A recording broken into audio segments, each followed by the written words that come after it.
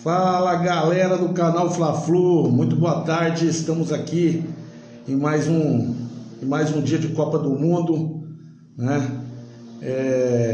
Trazendo para vocês aí como foi esse domingo de Copa do Mundo e atualizar o nosso pitaco, né? Um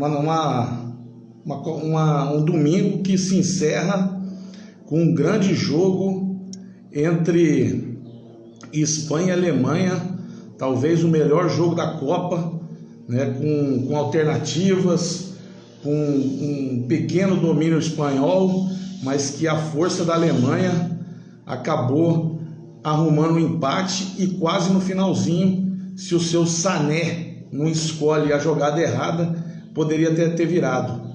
Então, uma rodada de duas surpresas, se pudemos, errei até o verbo, hein? Se a gente pode considerar a vitória da Costa Rica sobre o Japão, um chute a Costa Rica deu no gol e acabou fazendo o gol. O Japão não soube se impor e pode ter custado caro a classificação, que se o Japão tivesse ganho, praticamente estaria garantida. Então o Japão foi batido no primeiro jogo da manhã por 1-0 para a Costa Rica, não conseguiu se impor, apesar da Costa Rica não conseguir chutar no gol, e no primeiro chute o goleiro japonês praticamente colocou a bola para dentro.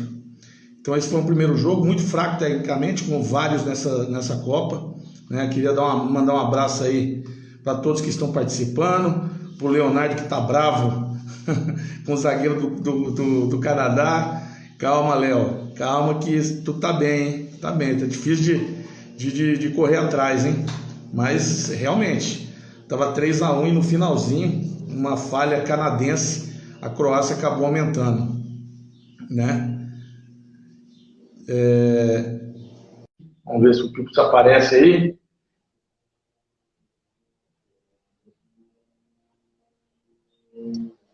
Vamos ver aí. Aí é. Fala, moleque, e aí, beleza? E aí, beleza?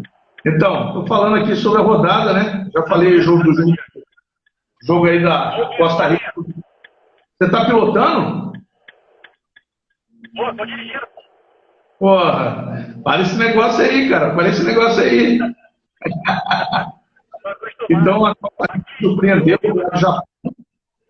Eu ouvi você falando do jogo da Alemanha e da Espanha. Que jogão. Que jogão, realmente, talvez o melhor da Copa. Espanha, melhor a maioria do tempo.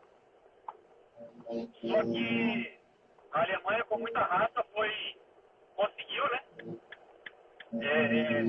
Empatar. Mas talvez no mole da Espanha, não sei. Mas que jogada. Um jogo bacana de se ver, bonito. E é isso aí. Não vou te incomodar, não. Pode ir. Tô te ouvindo. Beleza, então. Então, a Costa Rica acabou vencendo o Japão. Creio que Espanha e Alemanha devem se classificar, porque a Alemanha deve bater a Costa Rica, né, deve ir a 4 pontos. E o Japão, como joga contra a Espanha, ou fica a Espanha ou fica o Japão. Então a Alemanha ganhando da Costa Rica, praticamente ela garante a sua classificação. Depois tivemos Marrocos 2, Bélgica 0. A geração da Bélgica, mais uma vez decepcionando. Inclusive eu acabei de entrar aqui na internet, verifiquei que lá em Bruxelas a população revoltada com a derrota lá, queimou coisas no meio da rua, teve tumulto com a polícia, né? Nada justifica, mas essa geração belga, como bem dizem, né? Os próprios jogadores como Hazard e De Bruyne, parece que virou fio e essa geração perdeu a oportunidade lá em 2018. Uma geração ficou mais velha, né? O Lukaku entrou no finalzinho para tentar alguma coisa, mas parece que não está 100% fisicamente, né? Então, uma derrota aí inesperada, O Marrocos fez um jogo muito bom, equilibrado, conseguiu neutralizar a seleção belga e numa bola parada, já tinha feito um gol no primeiro tempo que foi anulado por interferência de um jogador impedido, né? E no segundo tempo conseguiu fazer um gol numa falta lateral e depois no contra-ataque fez o segundo e matou o jogo. Então a Bélgica muito mal e vai precisar ganhar da Croácia para poder se classificar. Caso empate com a Croácia, aí ela vai ter que torcer para o Canadá ganhar do Marrocos e aí vai entrar no saldo de gols. Então é muito complicada a situação da Bélgica se ela não vencer a Croácia. Tá? A Croácia depois entrou em campo agora na parte no começo da tarde e goleou o Canadá. Como um gol relâmpago, logo no início, o gol do Davis, um belo gol de cabeça no cruzamento em que ele entra no facão e consegue fazer o gol.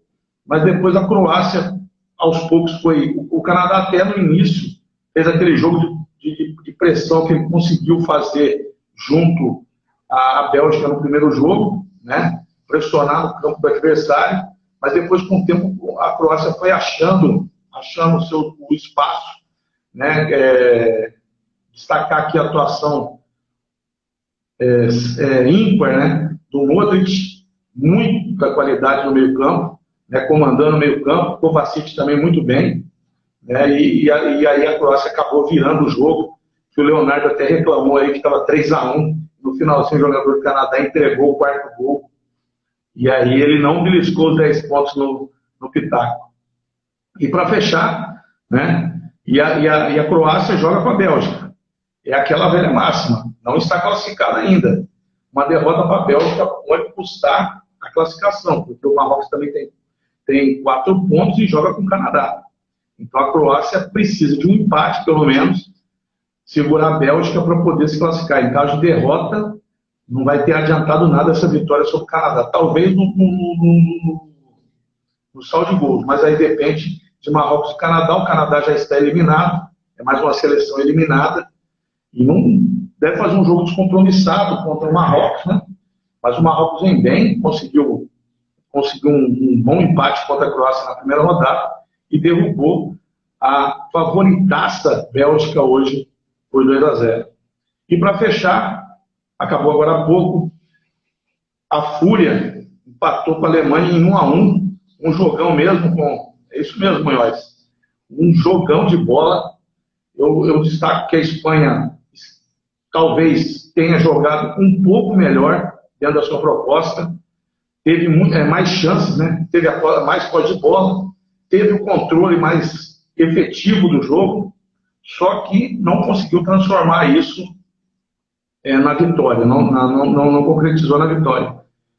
Sai com empate, joga contra o Japão, depende só de si, né? Um empate garante a classificação, mas pelo que o Japão apresentou contra a Costa Rica, apesar de ter vencido a Alemanha, né? A Espanha mesmo com um time muito jovem mesmo, e deu azar que o moleque que entrou no lugar do Alba entrou meio perdido ali na lateral esquerda e foi em cima dele que saiu o gol do Füllkrug, o centroavante, que deu uma paulada e acabou empatando o jogo para a Alemanha. E no final, o seu Sané, né, que também é o que eu falo, né, aquela velha máxima, é muito jogador mascarado. Se o Sané jogasse aquilo que ele acha, ele estaria bem. Entrou sozinho e escolheu a jogada errada. Era para finalizar, ele quis driblar e acabou se perdendo com bola pelo fundo do campo. Então, a Alemanha segue viva, basta, vamos dizer assim, ela vencer a Costa Rica, e deve vencer até com certa facilidade, lógico. Tem que chegar, tem que se impor, né? Porque não adianta nada dominar. É isso aí, eu decorei. Füllkrug, um nome difícil mesmo, hein? Mas eu tô bem, né? Então, e a Alemanha deve ganhar da Costa Rica até com certa facilidade, mas não adianta nada se impor como se impôs contra o Japão e não aproveitar as oportunidades. que pode ser castigada no fim. Então deve ficar aí com Espanha e com a Alemanha mesmo, essas duas vagas, né? Amanhã nós temos o Brasil, o grupo do Brasil, né? O Brasil vai jogar contra a Suíça, né? Na última Copa foi 1-1, né? Tá um calor aqui, tá demais, né? E Brasil e Suíça repetem aí o jogo de grupos da fase de grupos da Copa passada, lembrando, na Copa passada foi 1-1. A Suíça não fez um bom jogo contra Camarões, apesar da vitória, né? Então eu acho que não vem tão bem a equipe suíça. Mas é bom, o Brasil tem 2 desfalques, parece que vai de Militão e Fred nos lugares de Danilo e Neymar, né? Eu achei que ele ia de Daniel Alves, né? Mas eu considerei que ele ia entrar mesmo com o Fred, para empurrar o Paquetá para fazer a função do Neymar. Né? O Brasil, por um lado, não vai ter o Neymar, mas é visto que hoje o Brasil não tem a dependência do Neymar. É lógico que ter ele em campo é uma grande vantagem, né? É um excelente jogador, quando ele quer jogar, realmente ele joga, quando ele não quer fazer gracinha, quando ele não quer fazer pataquada, ele vai muito bem e pode decidir. Mas o Brasil tem se virado bem, eu acho que o Brasil se vira bem sem ele, tem outros jogadores que têm jogado muito bem, o Vinícius Júnior jogou muito bem, o Richarlison foi muito bem, o Paquetá, nessa função que ele vai fazer, que é, eu acho que ele não vai estar junto com o Neymar, mas ele tem feito bem esse jogo de aproximação, e eu acho que o Brasil tem tudo para vencer mais uma vez, vencer a Suíça. E depois o Camarões também, para mim, é o mais fraco do grupo. O Brasil deve sair com 3 vitórias. Mas é Copa, as zebras estão aí para demonstrar, mas o Brasil tem se mostrado bem, um grupo coeso, e é isso aí. A Espanha, se for primeira do grupo, pode cruzar com o Brasil nas quartas de finais, porque cruza com o grupo do Brasil, o primeiro do grupo do Brasil contra o primeiro grupo do grupo da Espanha. Então, Brasil e Espanha devem lá na frente, nas quartas de finais, se encontrar. Como bem está falando aí, nosso grande Alex Piu Piu e sua esposa Patrícia. É isso aí. É isso aí, Munhoz. O batuqueiro vai ficar no banco, mas ele foi para alegrar, né? Para alegrar o vestiário. É igual lá no Flamengo, lá o Rodinei, ele é o bobo da corte ali do vestiário, né? Que anima o vestiário, né?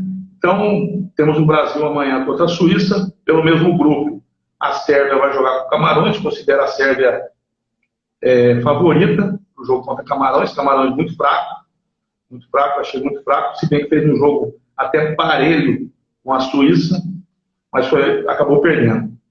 E o grupo de Portugal e Uruguai, promete ser assim, a gente considera, né, desde o início da Copa, que seria um excelente jogo, mas isso, a atuação do Uruguai foi muito abaixo contra a Coreia do Sul, né, e Portugal teve algumas dificuldades para ganhar de Gana, é bom que se diga, inclusive aquele pênalti mandrake que marcaram o Cristiano Ronaldo marcar pela 5ª Copa consecutiva, um pênalti totalmente inexistente, e no final quase que o goleiro entregou. Então, Portugal fez um bom jogo contra a Gana, mas também mostrou que tem vulnerabilidades. Então, vamos ver o que o Uruguai vai resolver, porque se perder, vai complicar também, já que no outro jogo, Gana e Coreia do Sul devem se enfrentam. A Coreia fez um jogo burocrático contra o Uruguai, naquele 0-0, né?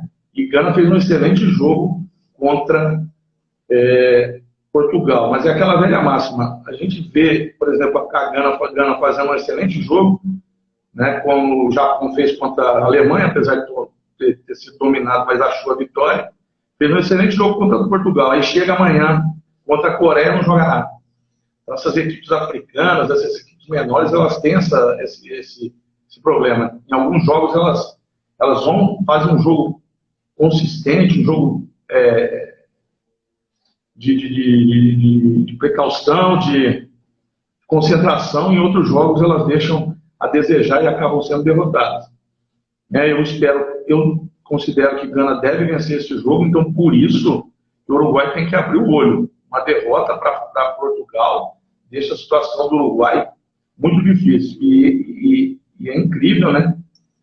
É incrível como com 5 substituições o De Arrascaeta não entra no campo. Isso aí não é nada de clubismo, né?